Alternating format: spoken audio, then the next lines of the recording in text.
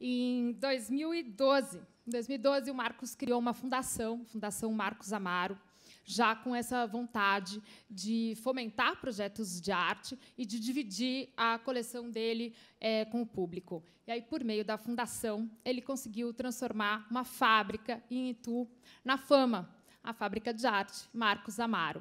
Lá na fábrica, a gente consegue ver a coleção do Marcos, ver obras do próprio Marcos, e artistas têm feito residências artísticas e têm desenvolvido obras de arte, especialmente para espaços da fábrica. Bom, o Marcos tem outros projetos bem corajosos, né, Marcos? E, enfim, se apresenta, é com você. Boa tarde. Boa tarde, obrigado pela apresentação. Achei bastante careta o sujeito que estava falando que não pode ser artista e colecionador. Então, já começo com essa provocação de cara. Não conheço pessoalmente, mas a intenção também aqui é provocar e instigar vocês, porque, na verdade, o que nos move, com certeza, é a paixão pela arte, né? Para mim, é um privilégio muito grande de estar aqui dividindo essa mesa com dois importantes entusiastas do assunto, né? O Silvio já conheço há um tempo, vim a conhecer pessoalmente ontem. Mando uma porção de WhatsApp para ele, e aí, felizmente, tivemos a oportunidade de nos conhecer. E muitas das pessoas que estão aqui, na verdade, me fizeram quem eu sou hoje, né? Eu quero agradecer o James Lisboa, que está sentado ali, que foi a primeira pessoa, na verdade, com quem eu tive um contato mais forte em relação à arte, né? Comecei a colecionar com o James. Tenho aqui o Gilberto Salvador, que está sentado ali, que é um grande amigo, um irmão, o José Espanhol. Cadê o Zé? Está ali o Zé.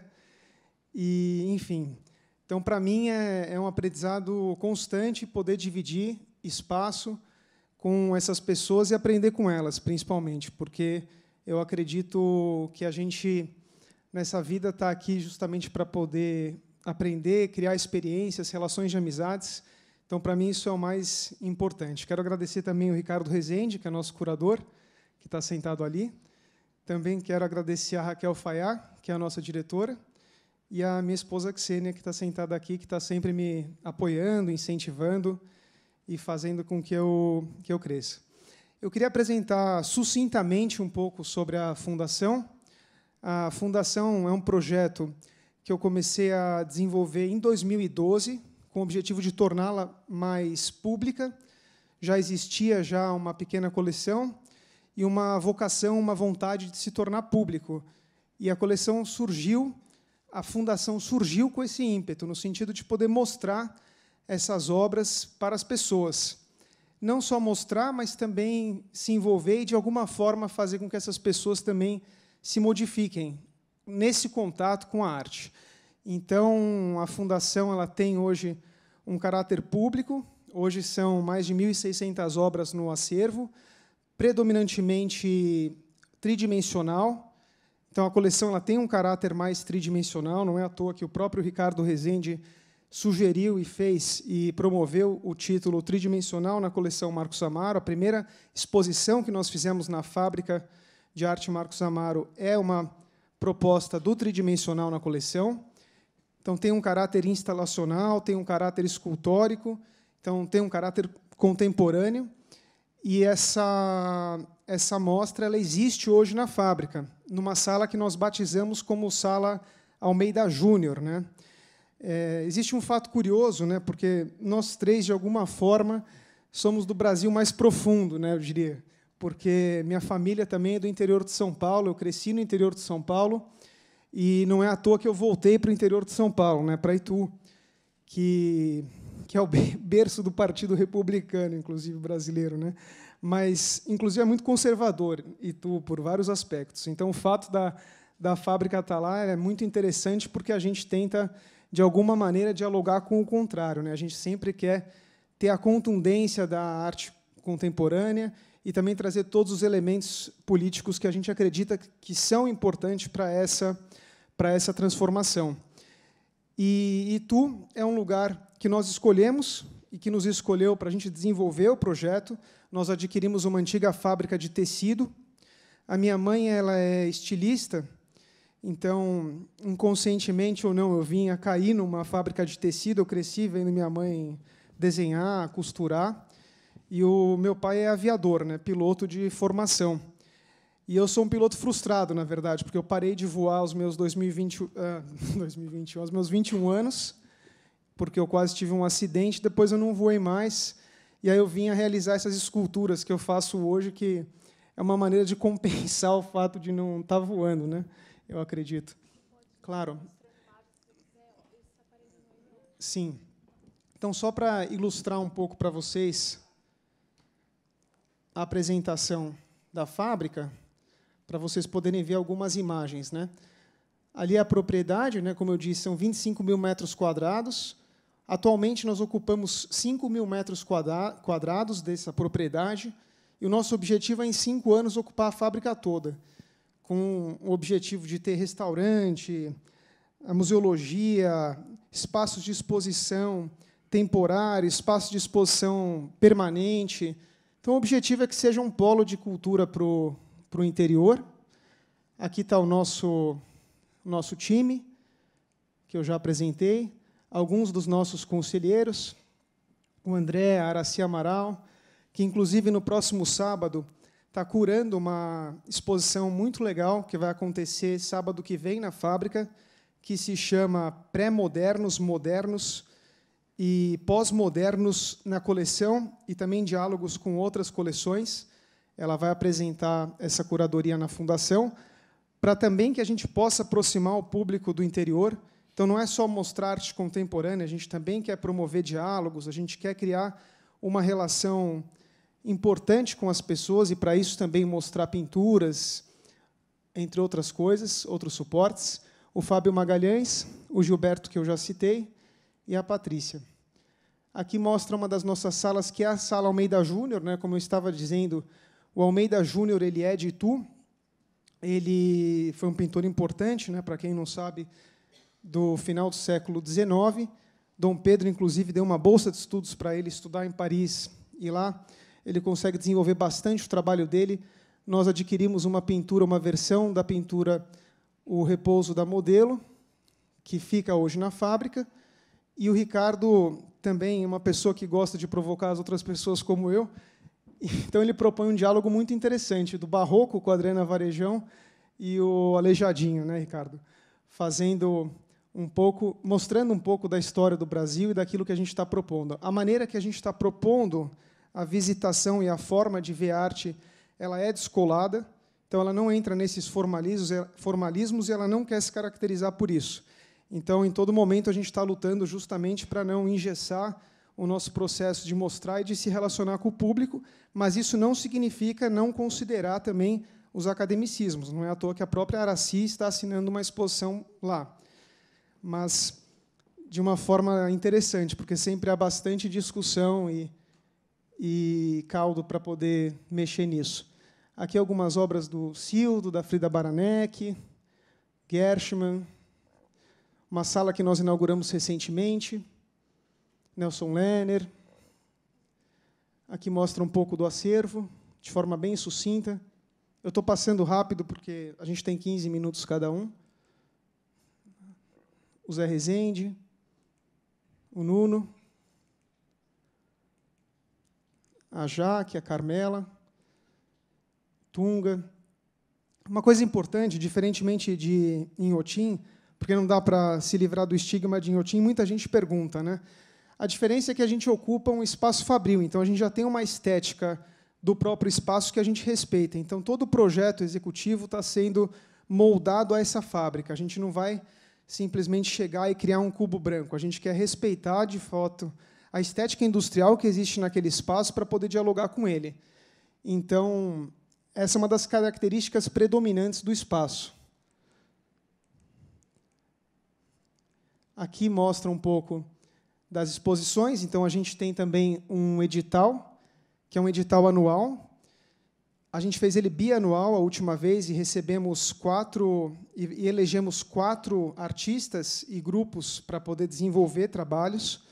A Edith Derdick foi um deles. Essa exposição que eu mencionei a vocês Essa também é uma artista alemã, nós recebemos hoje residência, então pessoas de fora estão vindo para a fábrica. Também é importante citar a parceria que nós temos com a Unesp, junto com o José Espanhol e com o Sérgio Romagnolo, que a gente recebe também, durante uma semana, estudantes da Unesp no espaço para poder exercer o seu potencial criativo. Recebemos o Eduardo Frota, que é um grande artista também do Ceará, né, que você deve conhecer, né?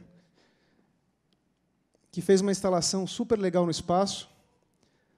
O Ateliê do Centro, do Rubens Espírito Santo. A Regina Parra, que foi uma performance recente que ela fez no espaço. E no dia 13, como eu disse a vocês, espero que vocês possam ir no espaço, estão mais do que convidados, e, mais uma vez, queria agradecer a oportunidade. Obrigado pelo tempo de vocês.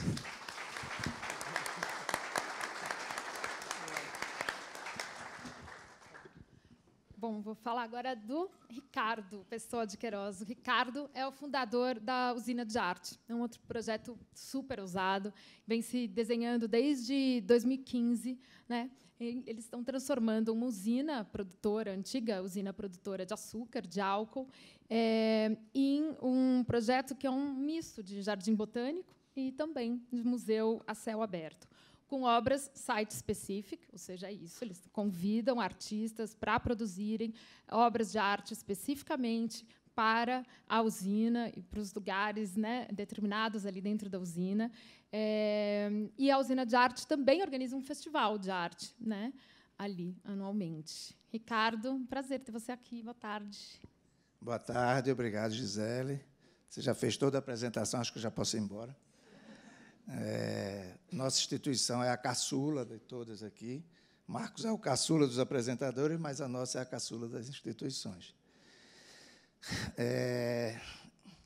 Pronto. Nós estamos situados, acho que é preciso contextualizar o que é que a gente está fazendo e aonde e por quê.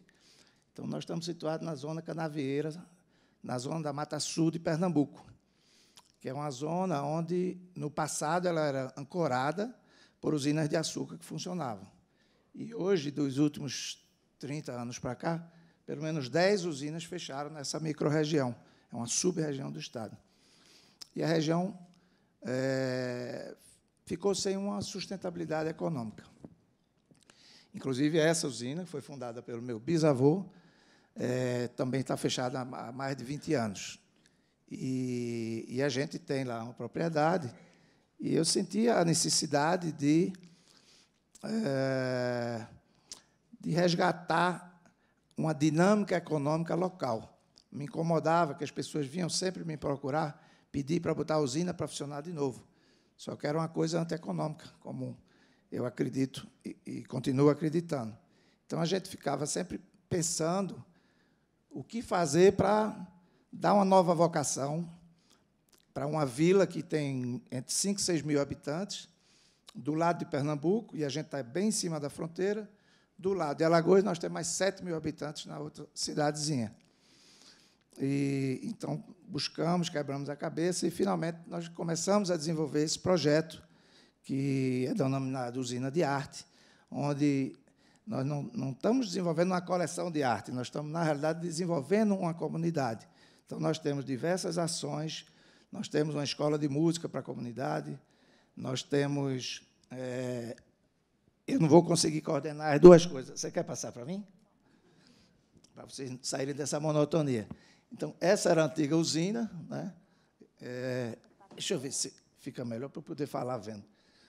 Na época da pujança, com a usina funcionando, a locomotiva, acho que é uma imagem bem emblemática disso. Pode passando, Gisele. Pode passando bem rapidinho, senão a gente vai demorar um monte. Esse era o campo, né, o aeródromo da usina, o campo de pouso, onde nós iniciamos o projeto do Jardim Botânico e o Jardim de Esculturas. Está tudo sendo desenvolvido a partir dessa área. Pode passar. E essa é a nossa logomarca. Então, esse projeto começa a se desenvolver. Vocês vão dar se puder baixar um pouquinho o volume do áudio, para deixar um áudiozinho baixinho, para fazer um barulhinho bacana. E aí passou do vídeo. Eu queria que passasse esse vídeo aí. Isso. Vocês vão dar um sobrevoo aí. Felizmente foi feito num dia que não estava muito bom, que foi semana passada, e não deu tempo de pegar um dia, uma boa luz para vocês. Então, essa primeira área aí que nós delimitamos para o projeto ocupa 30 hectares, e onde nós estamos implantando, criamos essas lagoas, estamos implantando obras, o jardim, implantando uma coleção botânica. Essas são obras que vocês vão ver em fotos daqui a pouco, de diversos artistas. E além do projeto, dessa parte artística e botânica, nós aí desenvolvemos diversas ações sociais e econômicas também. A gente estimula pessoas da comunidade a desenvolverem negócios, se apropriando de um fluxo que a gente começa a gerar com a implantação desse parque, que hoje já é bastante visitado. Nós fizemos esse festival, um festival anual. Eu estou de costa para você, estou me incomodando, senta aqui nessa aqui. Um festival anual de múltiplas artes, onde a gente, durante 10 dias, a gente oferece oficinas gratuitas para a comunidade, shows e palestras. E isso vem dinamizando e movimentando a economia, né? Uma outra ação que nós tivemos, nós disponibilizando um espaço com 2 casas onde foi instalado um ateliê coletivo, onde artesãos da comunidade começam a desenvolver seus trabalhos e expor para a venda, né? Estamos despertando esse tipo de atividade. Nós temos, nessa escola de música que nós criamos, nós temos um convênio com o Conservatório Pernambucano de Música, e aí nós damos a teoria musical e ensinamos também a prática de em torno de 12 instrumentos diferentes para a formação de orquestra. Todas as nossas atividades são gratuitas para a comunidade, e o nosso foco é a comunidade. E também há 2 anos nós firmamos um convênio com o SEBRAE, e o SEBRAE vem dando qualificação, dando treinamento, consultoria.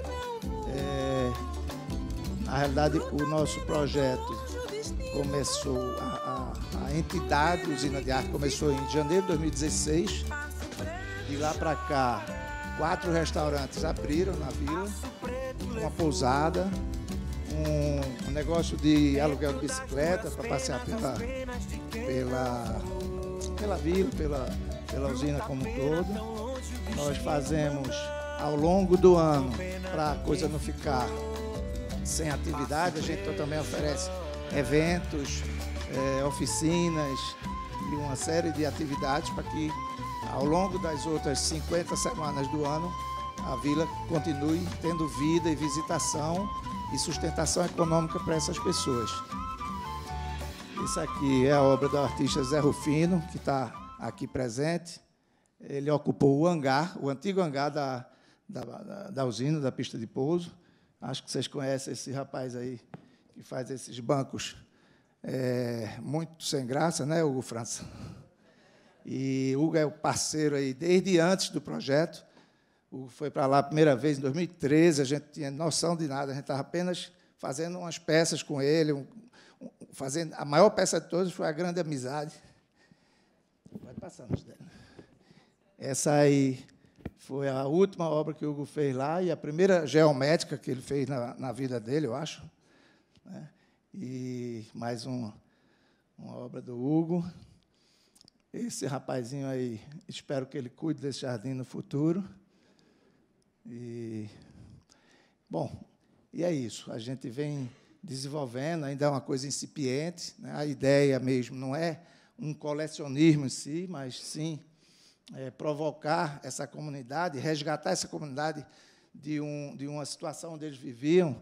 O Rufino trabalha muito com pessoas da comunidade, e essa é uma proposta que nós colocamos para todos os artistas que vão lá, que eles interajam com a comunidade, muitas vezes oferecendo oficinas,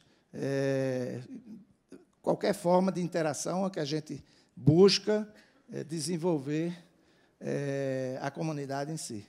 Eu não me arrisco a dizer que sou artista, mas antes de começar o projeto, eu fiz aquele dado e chamei A Sorte Está Lançada, porque a gente estava começando alguma coisa e não sabia para onde é que ia.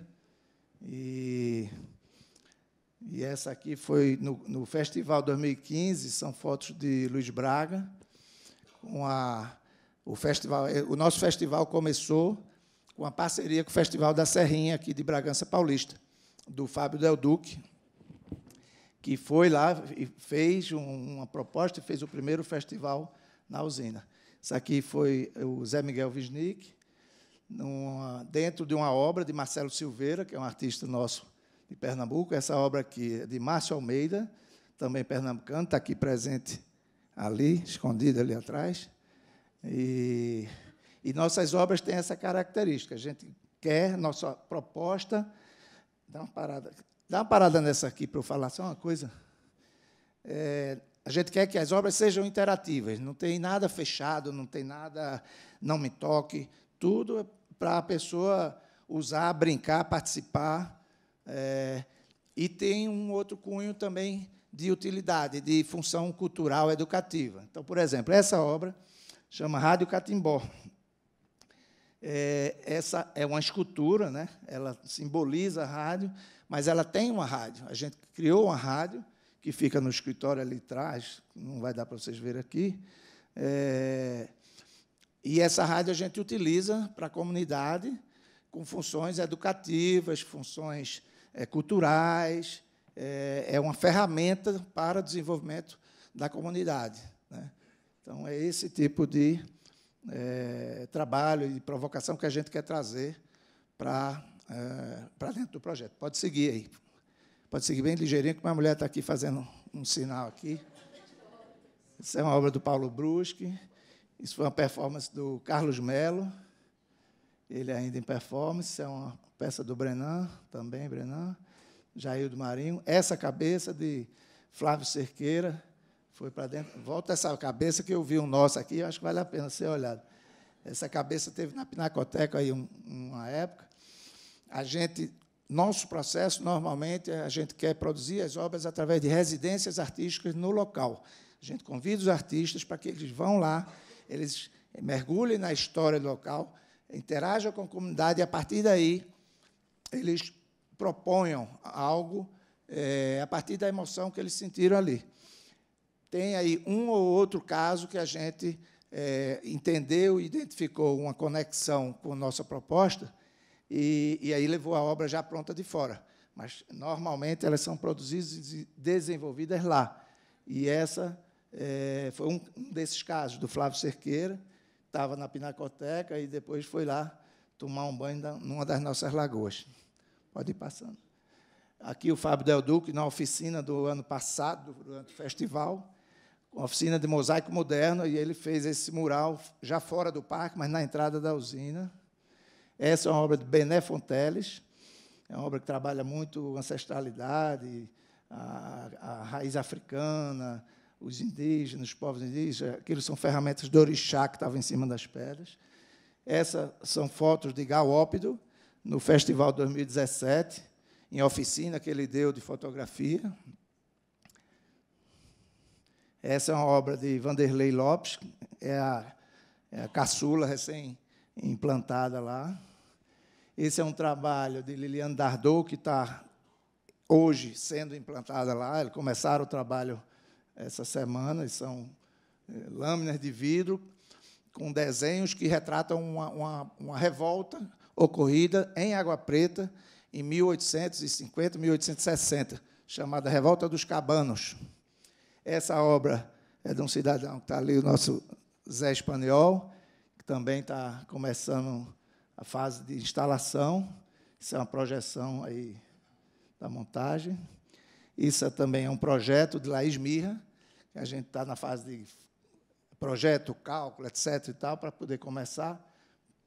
Esse é um trabalho, um estudo também de uma artista, Juliana Notari, de lá, e que a gente está iniciando também o processo de produção, e que nosso processo é esse: o artista propõe o projeto, a gente analisa, aprova com a curadoria, e aí partimos para a produção. Eu acho que mais ou menos era o que eu podia apresentar aí do nosso projeto em tão pouco tempo. Obrigado por vocês todos.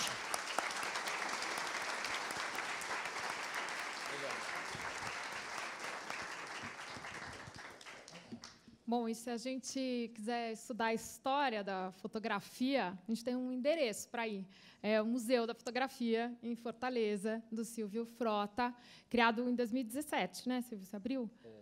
2017. Bom, são 3 andares, uma super coleção do Silvio e um recorte disso, cobrindo aí 200 anos da história da fotografia. É uma exposição de longa duração. Depois tem outros andares também dedicados a exposições temporárias. Silvio, boa tarde. Fala um pouquinho para a gente do museu. Boa tarde. Acho que tem um vídeo antes.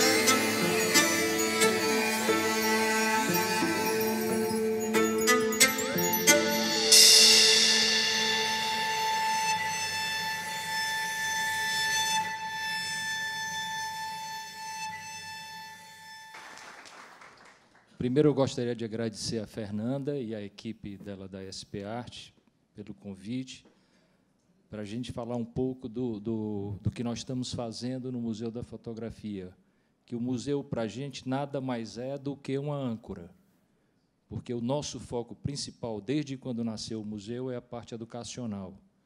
Para vocês terem uma ideia, em 2018, nós atendemos 98 mil crianças. Nós levamos o museu, o nosso museu não é um museu estático, ele vai para as comunidades carentes.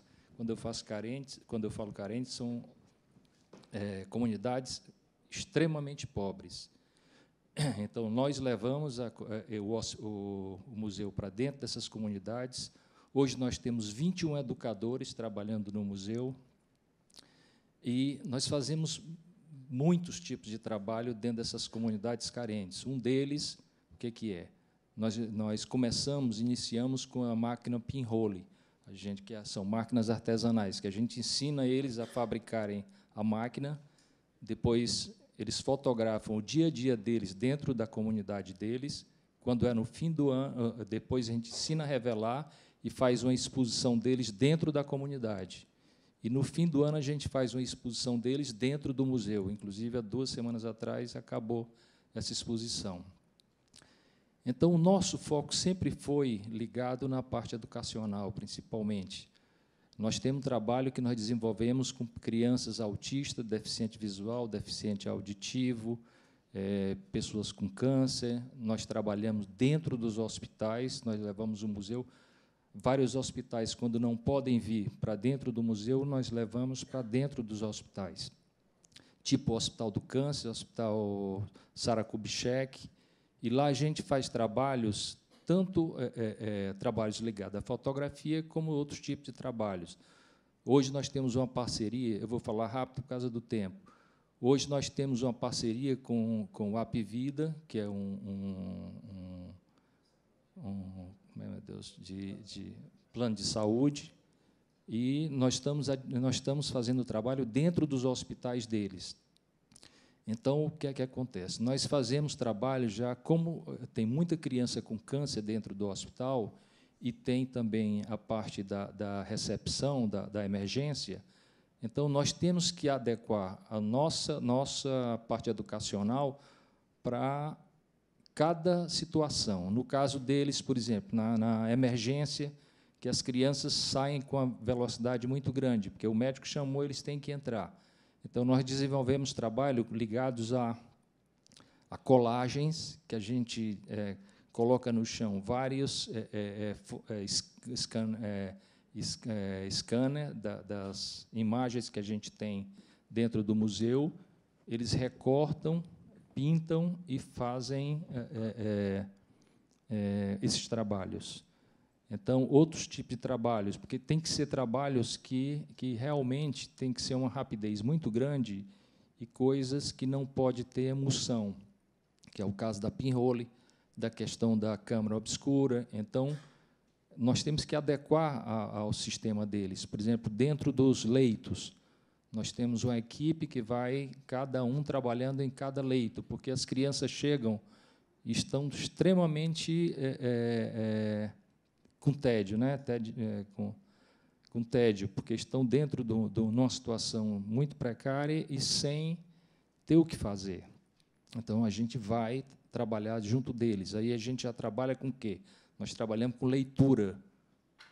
Então, cada situação, a gente trabalha faz um tipo de trabalho ligado ao que a gente está propondo.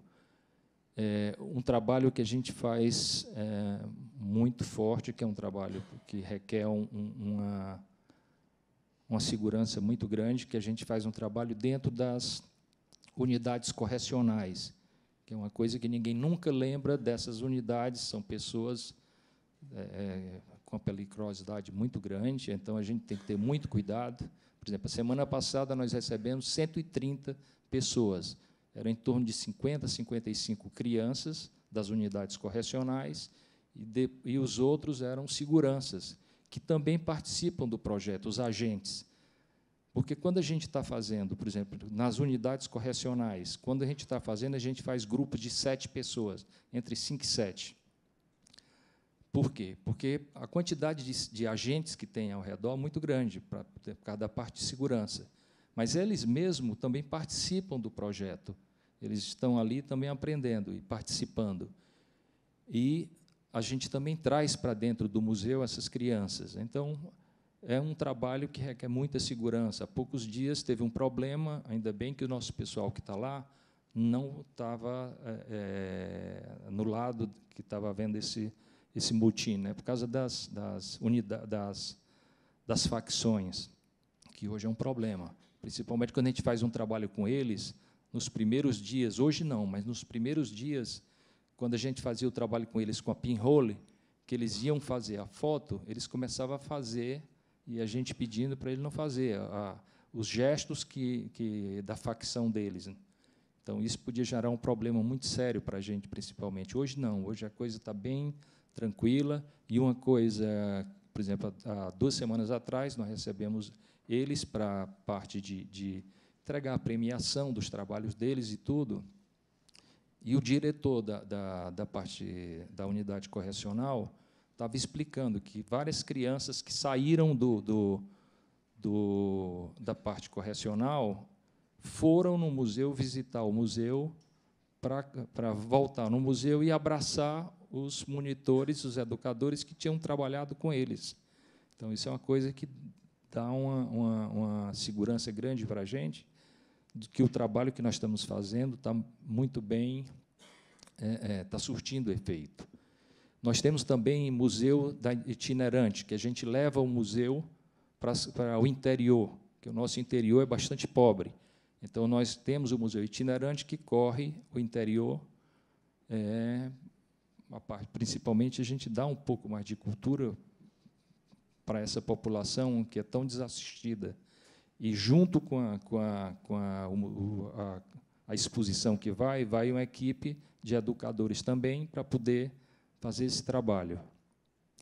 Então, o museu, e tem muitas outras obras que a gente faz. Com crianças, a gente faz trabalhos com criança de 1 a 4 anos de idade, de lares extremamente pobres também.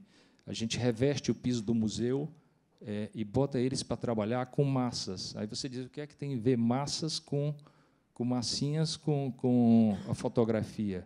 O nosso problema não é isso. O que a gente quer é que a criança esteja num ambiente cultural, para ele habituar a questão da visão dele e os pais que estão junto também. Então, é muito interessante a gente ver o desenvolvimento, porque, quando a gente vai fazer esse trabalho, por exemplo, o ano passado nós trabalhamos com 48 mil crianças nessas comunidades carentes.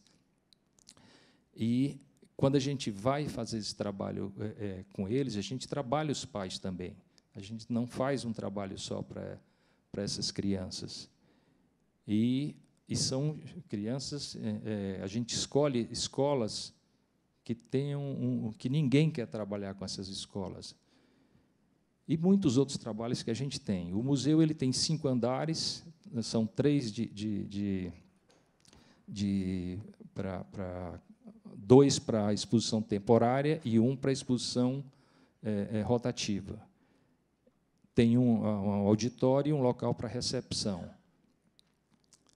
Então, deixa eu ver mais, meu Deus, tanta coisa que a gente faz, principalmente na parte educacional. Nós temos palestra toda semana no museu. Nós temos palestra, workshop. Às vezes, hoje em dia, a evolução está tão grande que nós estamos utilizando palestras dentro do museu mesmo, porque, às vezes, a gente tem 3, 4 palestras dentro do próprio museu. Então, você vê a carência que existe. Então, uma coisa que estava me preocupando, porque a ideia que surgia, tanto na minha cabeça, como dos meus educadores, ou da parte de coordenação, eu mandava implementar, Quando eu cheguei e vi os números de 2018, eu tomei um susto, e tudo é por nossa conta. Então, nós recebemos 200 a 250 crianças por dia. Nós pagamos o ônibus, nós mandamos ônibus, pagamos lanche, parte de monitoria. E, então, isso me assustou. 98 mil crianças é um negócio absurdo em qualquer situação. Eu digo, porque aí vocês veem o tamanho da carência que existe, não é no Ceará, no Brasil, por cultura. A questão é que eu acho, é bom a gente estar... 2 pessoas que estão fazendo um trabalho semelhantes também, e a gente fazendo isso, a gente incentiva outras pessoas, outros empresários. Eu não critico nenhum, porque eu acho que cada um é da pessoa. Esses 2 aqui também estão fazendo porque amam isso. Eu não faço uma coisa para ninguém, eu estou fazendo para mim. Quando eu digo que eu estou fazendo isso, eu estou fazendo para mim. Só que me dá prazer, e eu estou fazendo bem para outras pessoas. Mas o principal é para mim. Então, eu não tenho demagogia de dizer que eu estou fazendo para isso, não. Quando a gente faz para a gente. A sorte é que está beneficiando muitas pessoas. Nós recebemos em torno de 4.000 visitas por mês, que para um estado como o nosso e para uma cidade como Fortaleza é uma coisa absurda. É o museu que mais recebe em Fortaleza hoje. Exposições, nós temos exposições de 4 em 4 meses, nós recebemos. Nós estamos hoje com o Pierre Verger. Ao mês passado, nós estávamos com o Roger Balen, que é um dos maiores fotógrafos do mundo. A gente trouxe ele da África do Sul, ele veio. Então, é uma coisa que o custo disso, quem trabalha com isso, sabe que é uma loucura. Então, você tem que, de repente, dar uma parada, porque isso, a necessidade da população é uma coisa absurda. A carência por cultura, por arte e tudo. Então, foi que eu digo, não, vamos fazer uma coisa, não vamos passar disso. O problema é que a gente fica naquela ansiedade, por exemplo, o projeto do AP Vida. Eles já pediram que a gente faça esse trabalho em Manaus, em Belém, em Recife, em Salvador, a gente já está fazendo em Fortaleza. Nós estamos fazendo um piloto para Fortaleza para levar para esses outros estados. O problema é que o custo disso é que é um absurdo, né? Então, é uma coisa que tem que ser... A gente tem que pensar que tudo tem um limite, né? Então, eu acho que... Eu espero que outros também façam...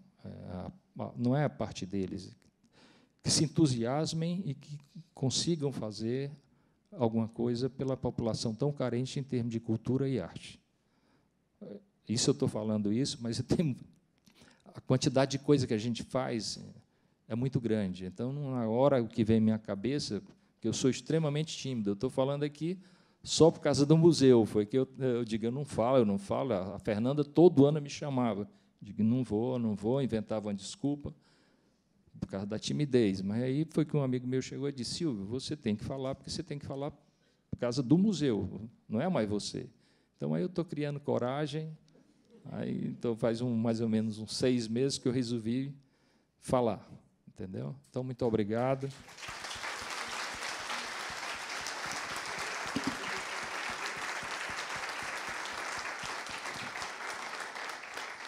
Bom, a gente está super aqui no relógio. Vamos lá, a gente vai começar abrindo para as perguntas. Vou começar com a primeira aqui. Pegando até carona na sua fala, Silvia, a gente ouve muito essa frase de arte transforma e vira quase um clichê, ou essas frases de efeito que de tanta gente ouvir, elas perdem até, às vezes, o sentido. E, ouvindo vocês três, fiquei pensando muito, vocês três também são exemplos muito reais de transformação, porque é isso, quando você diz, não sou mais eu, agora é um museu.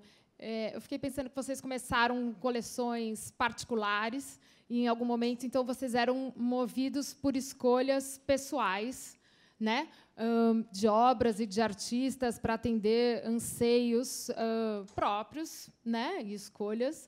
E essas coleções elas foram crescendo, e, em algum momento, elas tomaram uma proporção que havia alguma responsabilidade maior do que uma escolha pessoal.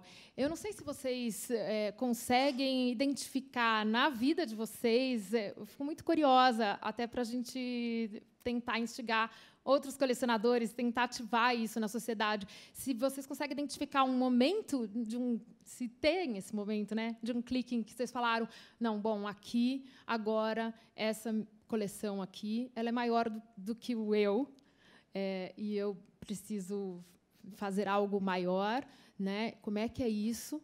E que prazer é esse agora que vocês têm, que já não é um prazer particular, mas que eu concordo que tem um prazer enorme, né, nessa gestão dessas instituições, enfim.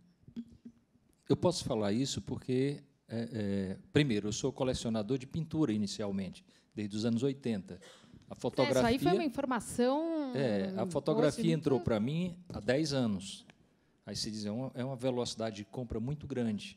Mas era o medo, quem colecionadores de pintura sabe o que cresceu o valor das obras. Então, eu não queria cometer o mesmo erro na fotografia do que eu tinha cometido na pintura.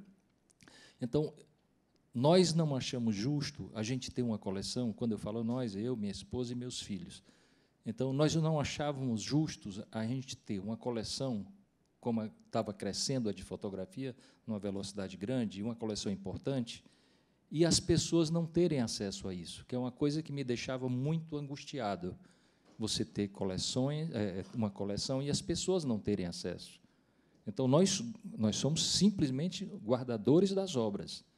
A obra não nos pertence, né? Foi feita pelos artistas e tudo.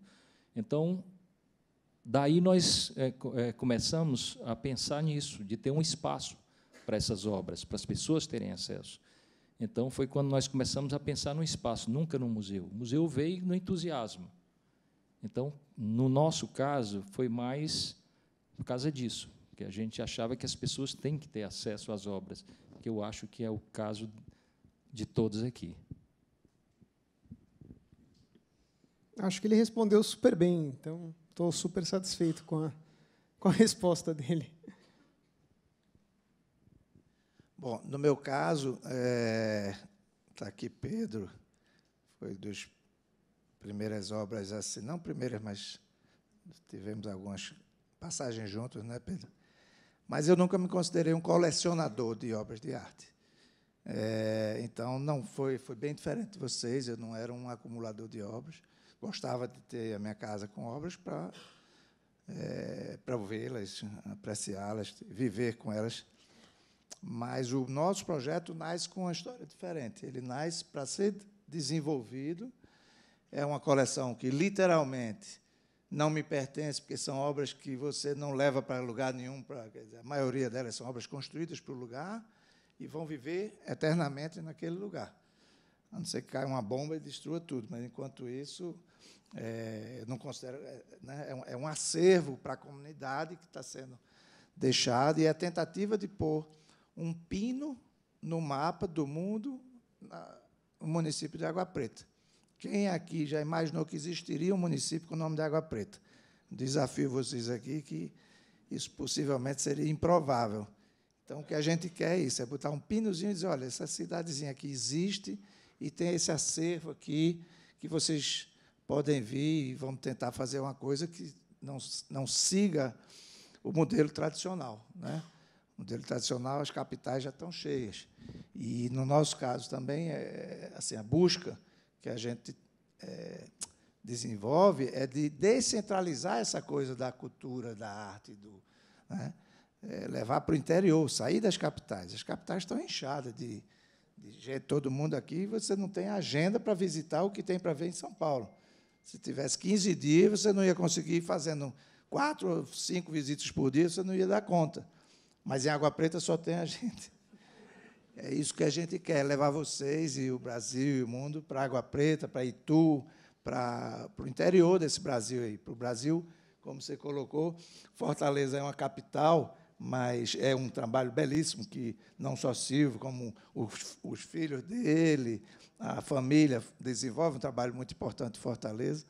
E, então, é isso, o que eu poderia contribuir. Decisão tomada.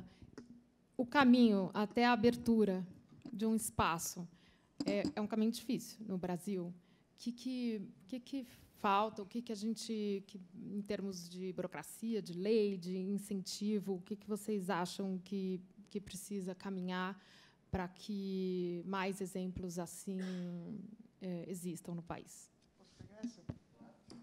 Vamos criticar o governo? Falta tudo, né? Falta tudo.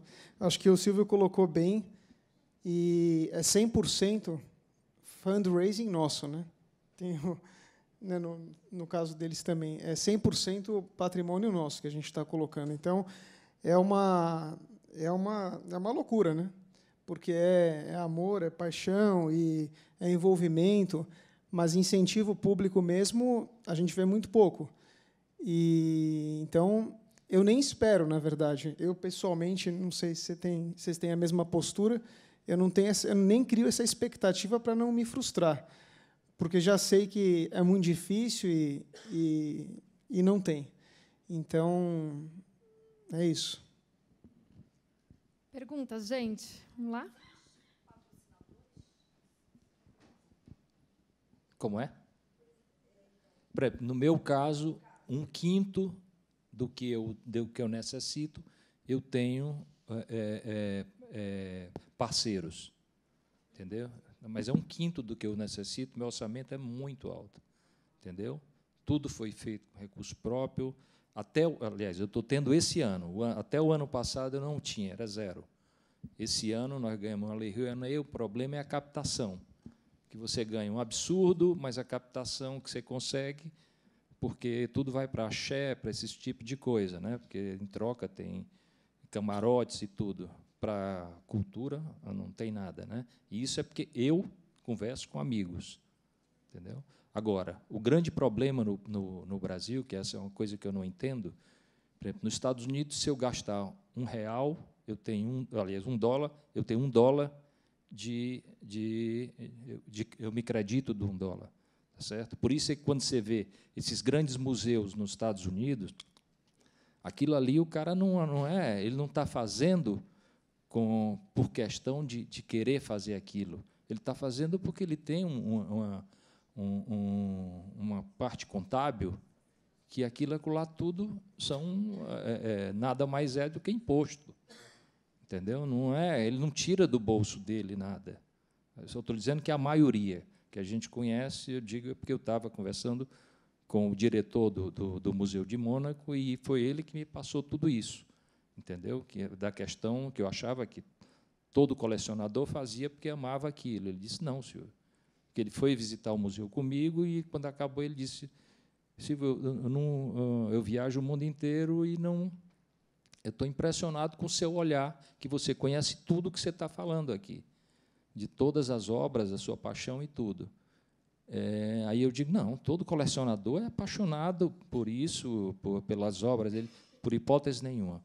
A maioria dos colecionadores é apenas por questão de status ou de querer ter a parte contábil, né? Normalmente, eu digo, não acredito nisso.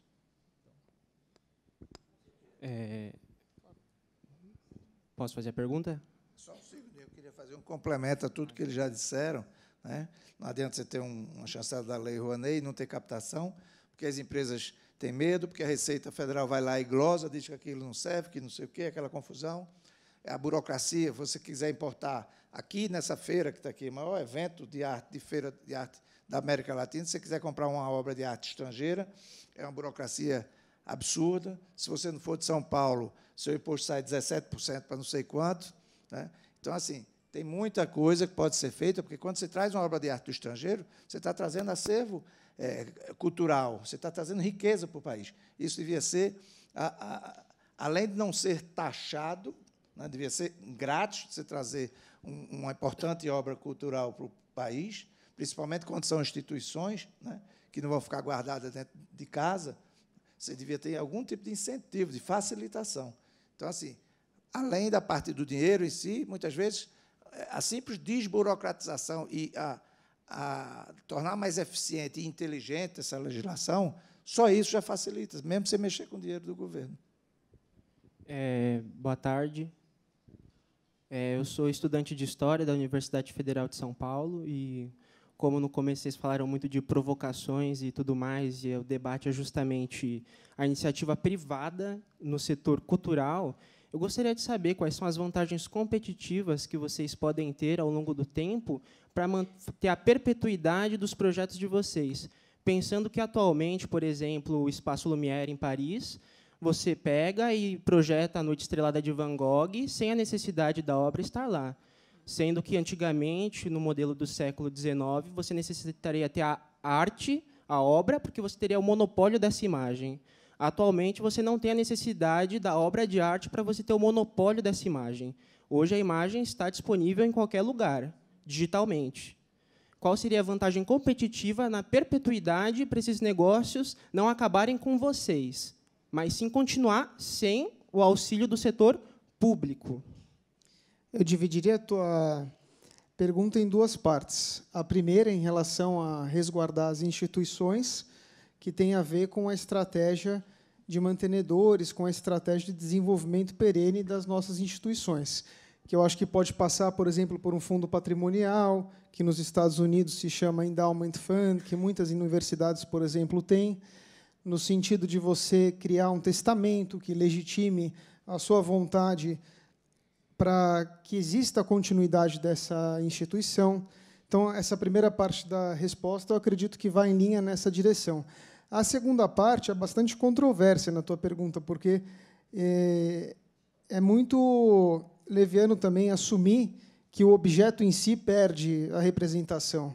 Eu acho que a gente está num momento importante de virada de século.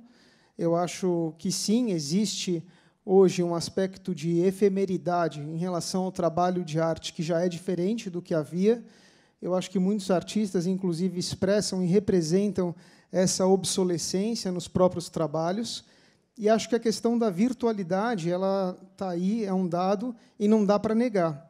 Mas eu acho que ela não substitui o objeto em si. Eu acho que ela cria uma nova representação. Mas a vontade de você ver um objeto antigo, histórico, ela não deixa de existir em si. Eu acho que é isso, inclusive, que nos fascina continuar colecionando, adquirindo trabalhos. Não sei se eu me fiz claro na minha colocação, mas espero que tenha atendido sua resposta. Gente, desculpa, a gente avançou super no horário da outra mesa. Eu agradeço muito a presença de vocês aqui. Obrigada. Obrigado. Até uma próxima.